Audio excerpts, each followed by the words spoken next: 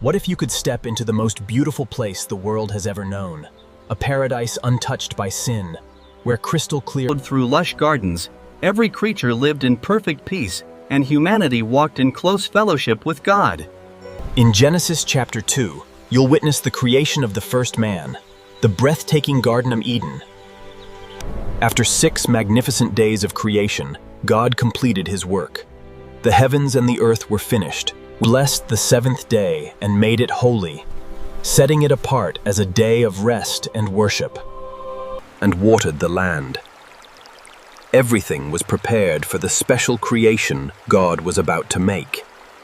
Before plants covered the earth, there was no rain and no man to cultivate the ground.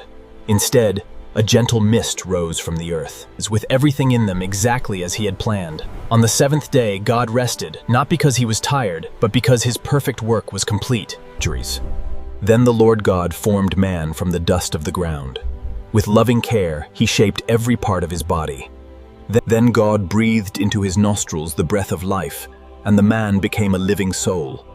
The first human had been created. So the Lord caused Adam to fall into a deep sleep. God took one of Adam's ribs and carefully formed a woman.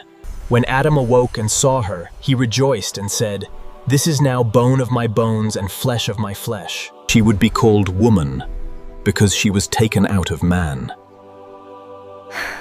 The Lord planted a beautiful garden in Eden, a paradise filled with every tree that was pleasant to look at and good for food. In the center stood 2 remarkable trees, the tree of life and the tree of the knowledge of good and evil.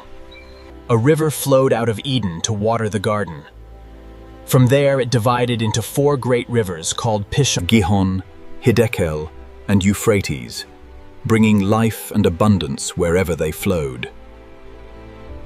God placed Adam in the Garden of Eden to tend it and care for it. Then God gave him one command: "You may freely eat from every tree in the garden, but you must not eat from the tree of the knowledge of good and evil, for on the day you eat from it, you shall surely die." The Lord brought every kind of animal and bird before Adam to see what he would call them. Whatever Adam named, each living creature became its name. Yet among all the animals, no suitable companion was found for him. Look at the elephant and the giraffe. Beautiful. So the Lord caused Adam to fall into a deep sleep. God took one of Adam's ribs and carefully formed a woman. When Adam awoke and saw her, he rejoiced and said, "This is now bone of my bones and flesh of my flesh." She would be called woman, because she was taken out of man. The first marriage, and God's perfect design for mankind, prepared a journey back to the very beginning and discover the beauty of God's perfect creation. Therefore a man shall leave his father and mother, and be united to his wife, and they shall become one flesh. Adam and Eve lived together in innocence before God. They were both naked, yet they felt no shame, because sin had not yet entered the world. Genesis chapter 2 reveals God's perfect design for humanity.